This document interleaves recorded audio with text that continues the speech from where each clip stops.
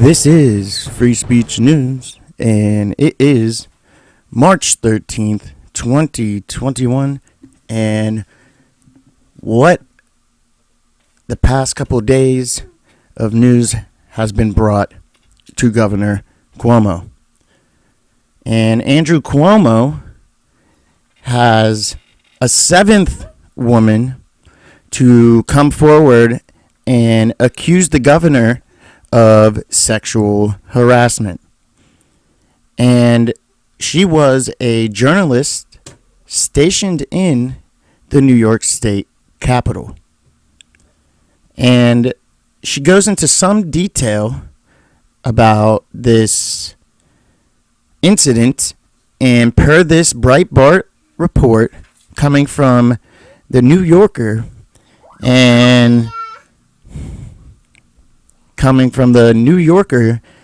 and she alleges that in 2012 that he put his arm around her shoulders and left it there for some time, keeping her pinned next to him for several minutes. Now, I could definitely picture what she's describing, and somebody coming up that is not necessarily a friend, famous or not famous, and them putting their arm around you and holding you close when it's a complete stranger. So yes, that is a little weird and unusual, and I don't blame her for being offended. And this wasn't the only time that this has happened. This happened more than once, as in 2014 at a holiday party, he apparently took her hand as to handshake, and he refused to let it go while he wrapped his arm around her, holding her tight, claiming it was for a picture. And she said it wasn't really about a sexual thing, but more about power. And as we know, these leftists, that's one thing that they mainly care about, and that is power.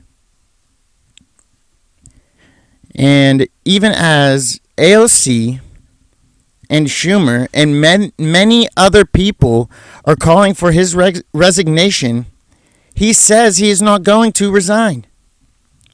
But he needs to resign. And he needs to resign just for the simple fact of the nursing home policies that he put in place that killed innocent people.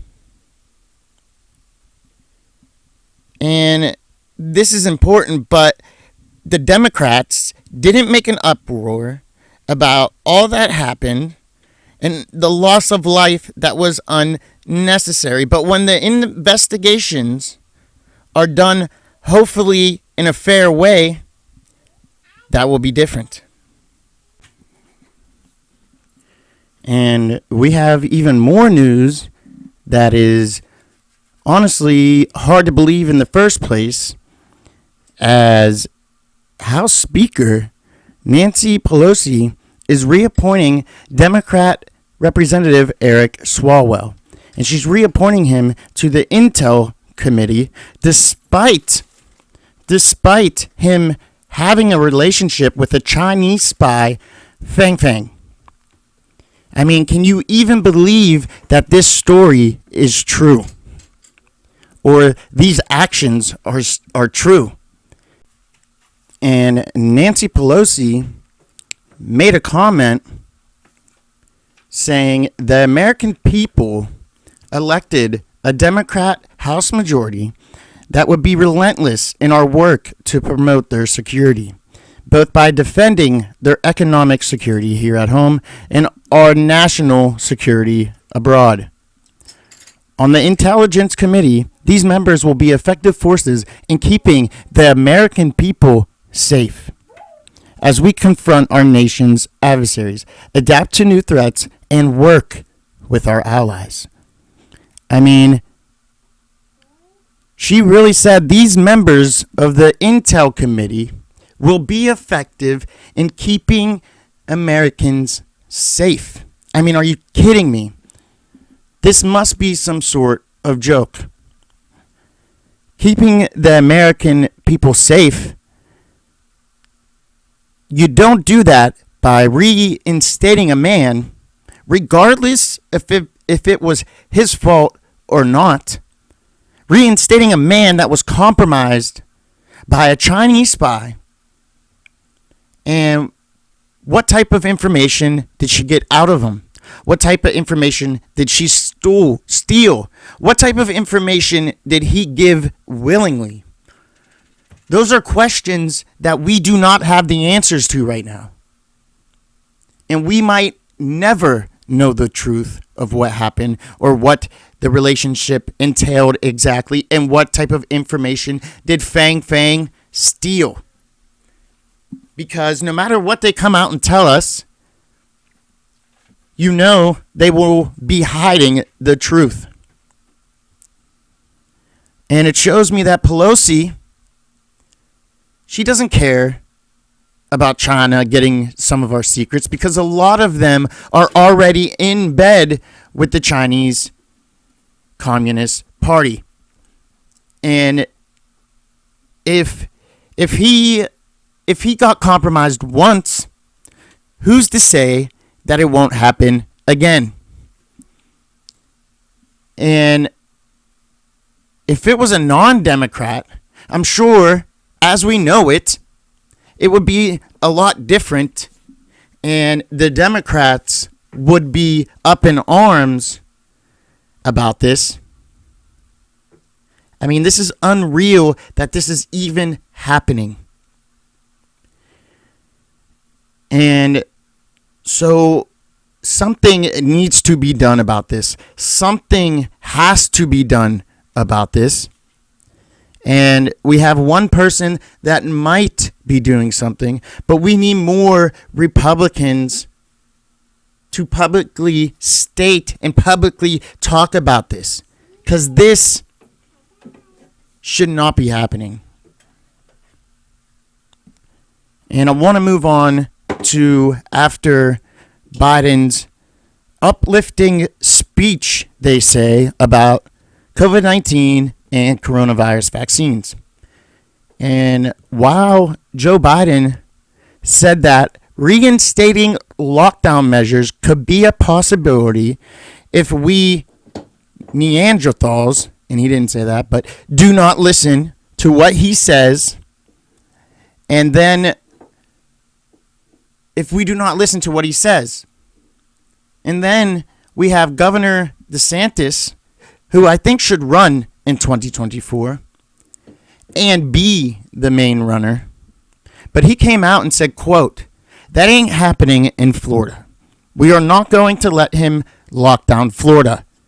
And to even contemplate doing any type of lockdown, it's insane," he added. And this is part of the reason why I think he should run and be the main runner. He is not afraid to tell it like it is, and he backs it up. I don't know if he will run, but I think he should. We need someone like him with balls in the office.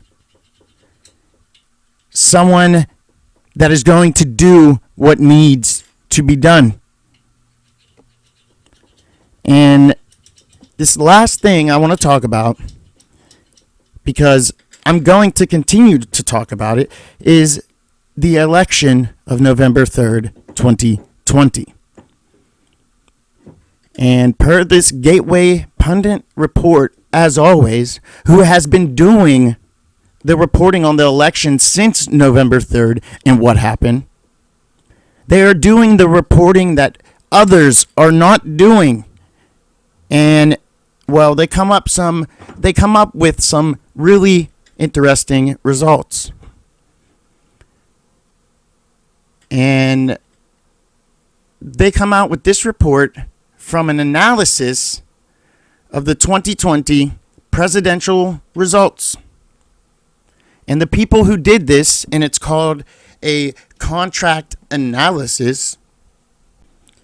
And this contract analysis is made by using public data.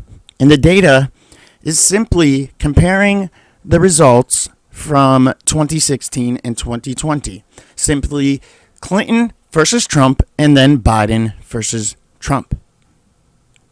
And basically the meaning of contrast analysis, or how you do it, for instance, in California, like they say here, Biden beat Trump by 5 million votes. And in 2016, Clinton beat Trump by 4 million votes.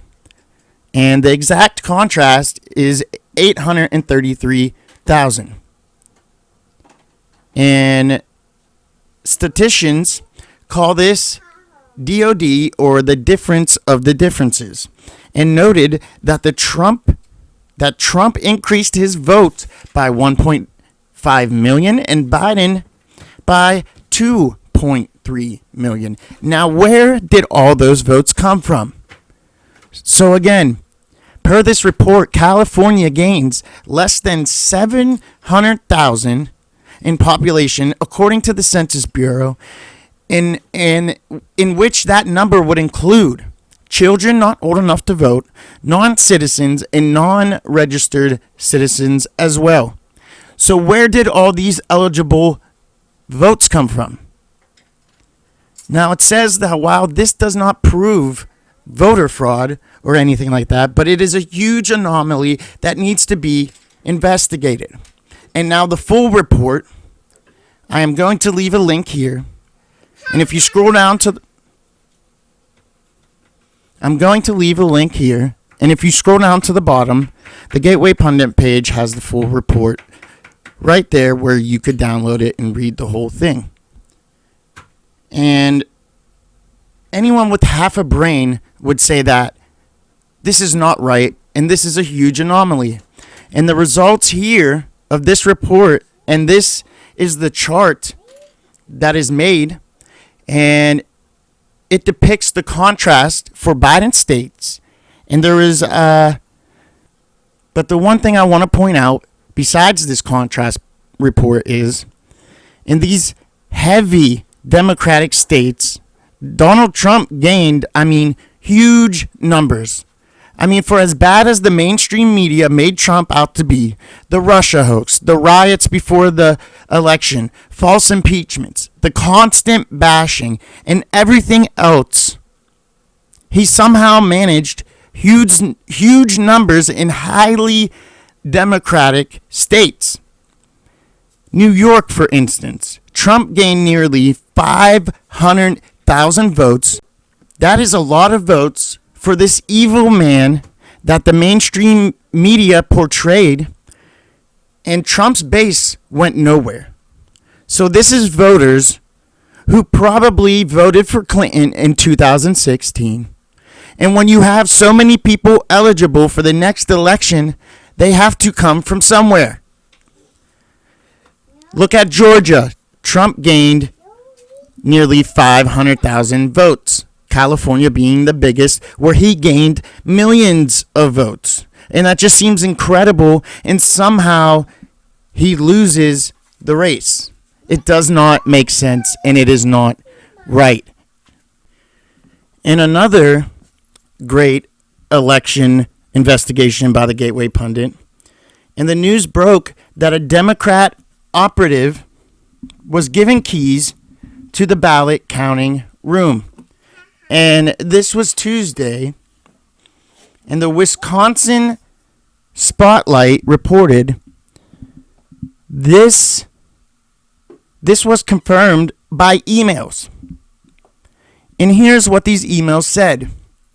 And just to point out a few, he was not only given the keys, but Spitzer Rubenstein asked Green Bay clerks if him and his team could cure ballots or correct ballots like they did in Milwaukee. And the Green Bay's clerks grew frustrated by this and even stated that the city of Green Bay went rogue. And also, a contract stipulated that Spicer would have 4 out of 5 keys to the counting room. Also, a contract stipulated that Spicer would have 4 out of 5 keys to the counting room, and it says that election law experts, which we already know this, say that the city let Democrats take authority. And nothing has been done about it. Will legislators enact bills that we have seen already in states like Georgia? Bills that need to be done, and states need to be proactive, making the laws before there is a chance for anything else to be done. But we have to call our senators, and we have to do this immediately. And we have to call our senators because Biden's H.R. 1 bill will kill any election laws enacted. And just like in Wisconsin, where these people are protesting peacefully, we need more of this Bella, hold on! But we need more of this so our voices can be heard. This was a Free Speech News broadcast. Thanks for listening. Until next time, keep the faith.